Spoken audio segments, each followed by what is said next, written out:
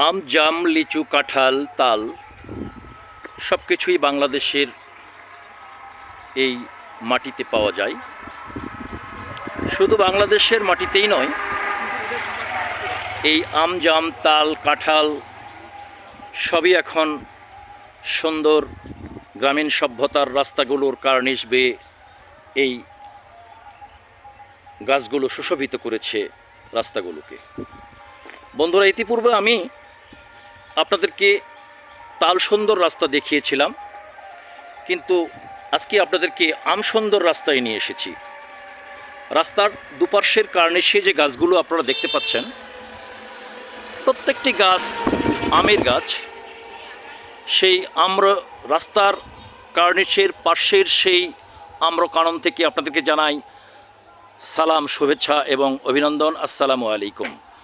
আমি আব্দুর রব্দুলাল চলার পথে গ্রাম বাংলার তথা প্রত্যেকটি সৌন্দর্য এবং সবুজে ঘেরা প্রান্তর আপনাদের সঙ্গে শেয়ার করার চেষ্টা করি। সেই প্রতিশ্রুতির ধারাবাহিকতায় আজকে এই আম সুন্দর রাস্তায় আপনাদেরকে নিয়ে এসেছি।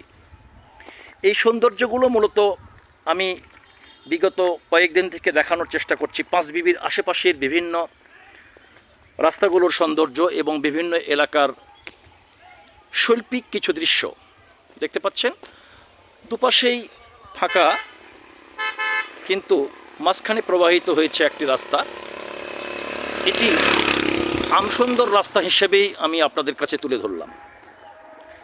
বন্ধুরা, কথা দিয়েছিলাম যেখানেই যাব আপনাদেরকে সঙ্গে রাখার চেষ্টা করব। সেই প্রতিশ্রুতির ধারাবাহিকতায় আজকে আমি আপনাদেরকে এই পাঁচবিবির 5 কিলোমিটার পূর্ব পার্শ্বে এই আমসুন্দর রাস্তায় নিয়ে এসেছি, যা সত্যি আপনারা যদি এই উঁচাইয়ের মেন রাস্তা থেকে দক্ষিণ পার্শ্বেই এই রাস্তাটি প্রবাহিত, যা পাথরঘাটায় গিয়ে প্রবেশ করেছে। এই রাস্তাটি সত্যি আমসুন্দর রাস্তা হিসেবেই আমার কাছে পরিলক্ষিত হয়। প্রত্যেকটি গাছ আমের গাছ। আম শেষ হয়েছে, গাছগুলোকে আবার ছাঁটিয়ে দেওয়া হয়েছে। সুন্দর সুশোভিত এই রাস্তাটি